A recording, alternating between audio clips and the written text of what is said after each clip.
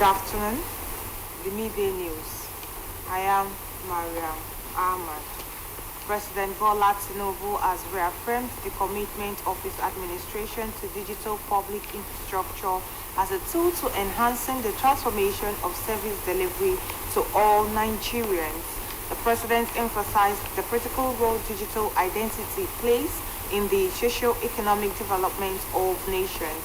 President Tinubu, who was represented by the Secretary to the Government of the Federation, Senator George Akume, gave the commitment in his remarks during the celebration of the 6th National Identity Day, which was organized by the National Identity Management Commission.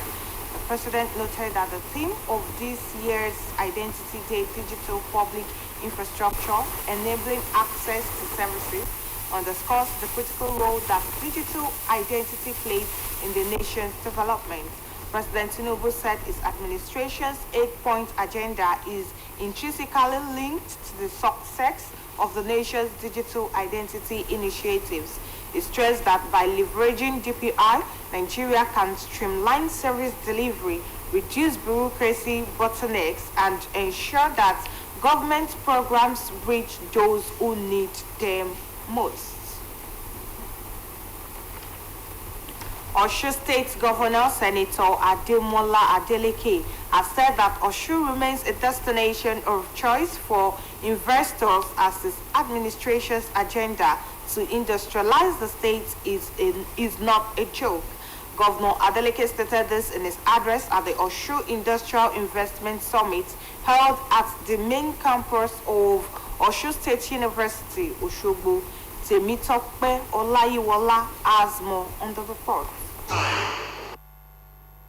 Osun State Governor Senator Adeleke, who with great delight and enthusiasm welcomed representatives of potential investors from different parts of the world to the Industrial Investment Summit, said a ministerial briefing will soon commence in the state to allow each parastatal in the state have a roundtable discussion on how to further develop the state's industrial hub, while commending the efforts of the Commissioner for Commerce and Industry, Reverend Bumi Jenyo, who was the brain behind the Industrial Summit, which he described as first of its kind in the state.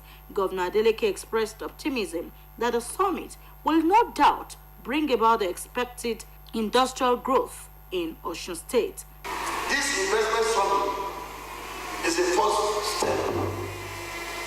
There will also be a future investment summit which will directly involve development partners, donor agencies, global leaders of the private sector, multinational companies, and investment arms of Western and Asian governments.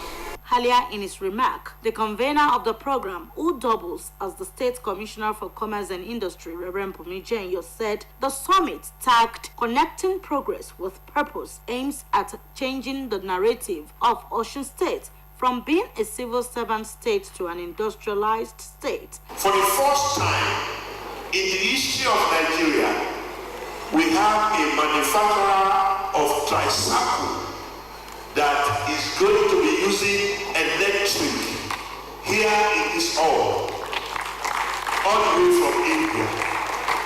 Today, Mr. Governor, you are going to ride on tricycle that is not using petrol, and it's the only company that is giving the license by federal government, no other person. And that plant is going to be in Osun State, Mr. Addressing the gathering made up of technocrats and investors, Speaker of Osun State House of Assembly, Honorable Adewale Egbedun, charged all stakeholders to harness the potentials of the summit, which, according to him, will definitely woo and inspire investors to further transform the state.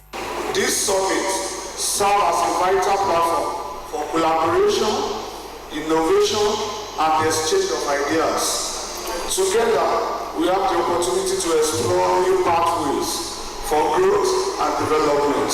A panel of eggheads in various fields discussed at length on the need for stakeholders at the summit to maximize the mineral resources Osun is endowed with to boost its industrialization goal, which includes Professor Monica Orishadare, Engineer Adeniran Ajibade, among others. According to the discussants, Osun is on the right path with the summit organized. They are of the opinion that it will no doubt endear foreign investors to the state. The summit afforded the foreign investors from Malaysia, USA, South Africa, India, among others, showcase their products to Osun State with a promise to set up their industries in the state. It has been Temitope Olayuwola for OSBC News. The Joint Admissions and Matriculation Board says it has concluded arrangements to fully automate its services to reduce physical contact with candidates as part of measures to prevent extortion and enhance service delivery. JAMB Registrar Professor Isaac Oloyede said this had become important given that many of the candidates who take the UTME are underage. Professor Oleyede explained that limiting physical contact would address issues of extortion and exploitation, stating that the board had received a series of reports bordering on some unwholesome practices.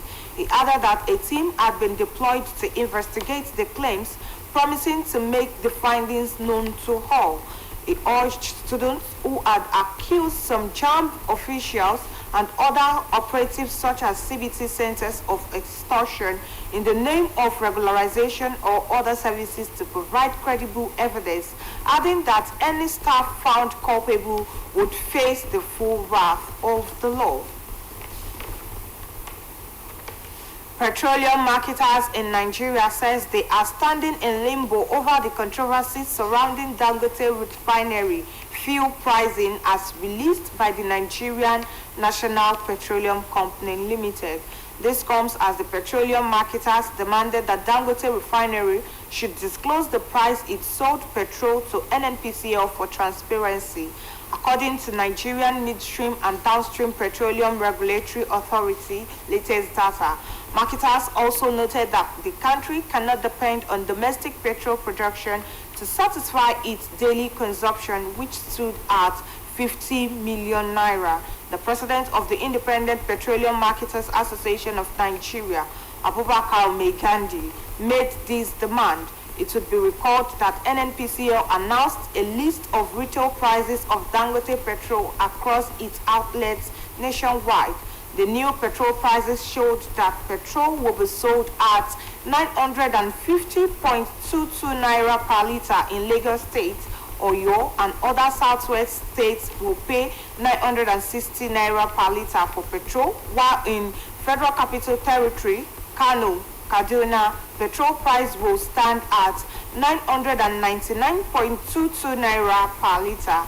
However, Dangote Group faulted NNPCL but did not disclose the actual price it sold its inaugural petrol. The development resulted in a petrol price controversy which further worsened the crisis in the sector. President Bola Tinubu says a plan is underway to create a disaster relief fund to take care of natural disasters, such as the one that wreaked havoc in Maiduguri. President Tinubu spoke after inspecting some of the flooded areas and visited one of the 36 camps where the displaced persons are quartered. It made the proposal at the Borno Government House in Maiduguri after visiting the Sheikh of Borno, Alhaji Abubakar Ibn Omar Garba El Kanemi. He suggested that a small percentage of cash from the Federation accounts and private sector contributions can make up the relief fund. President Tinubu commended Governor Zulum for his prompt intervention and the theater command of the military for the evacuations that saved many lives. And now from the world of sports, the Minister of Sports Development, Senator John Eno, has expressed his deep admiration for the impressive display of talent at the ongoing National Youth Games in Asaba. Senator Eno praised the young athletes, highlighting the extraordinary potential being unearthed at this year's event.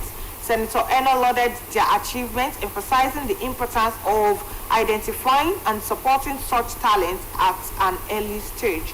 The minister reiterated the ministry's commitment to developing grassroots sports and ensuring that Platforms like the National Youth Games continue to serve as breeding grounds for the next generation of national champions. Among the many young stars shining bright is the youngest female chess player in Nigeria, Isabella Ichado, who stand out of the competition at age 8. The minister, however, said young athletes like Isabella approve of the immense potential that exists in the country, noting that she is an inspiration, not only because of her skill, but also her dedication to the game at such a young age.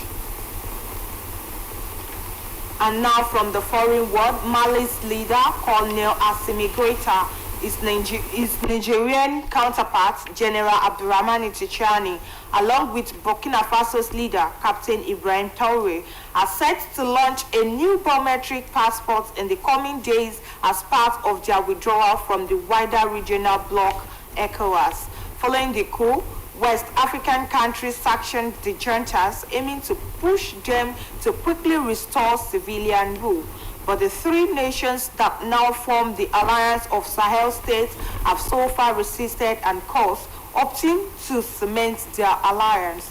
Malian junta leader noted that a new biometric passport of the alliance will be put into circulation with the aim of harmonizing travel documents in their common area. Colonel Goita, who is the acting president of the Sahel Alliance, spoke a day before the military governments were due to mark the first anniversary since they made a decision to create their own alliance. He said they were also planning to launch a joint service that would promote a harmonious dissemination of information in the three states. It would be recalled that Burkina Faso had earlier revealed its decision to launch a new biometric passport without the ECOWAS logo. However, it remains unclear how the new passports will affect the travel of their nationals to other ECOWAS states where they enjoyed visa-free movement as holders of a 15-nation regional passport. That ends the midday news on OSBC TV. It was edited by Michael Adeniyi. Join us at 3 for the States News. Thanks for watching. Good afternoon.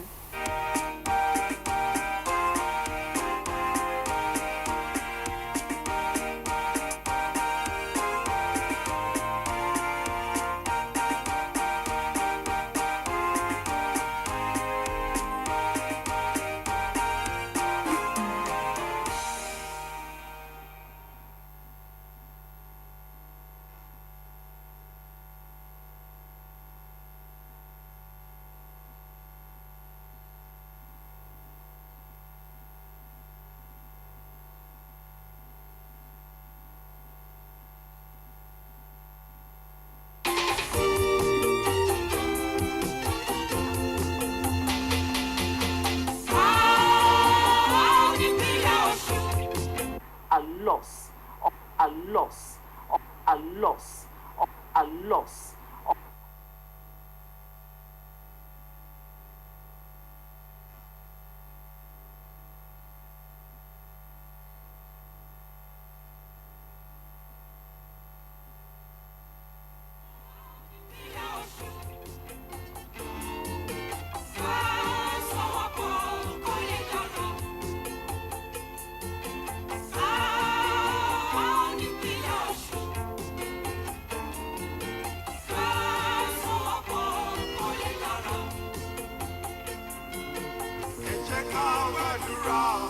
Osun State, kó lè dára nígbà tí wàá.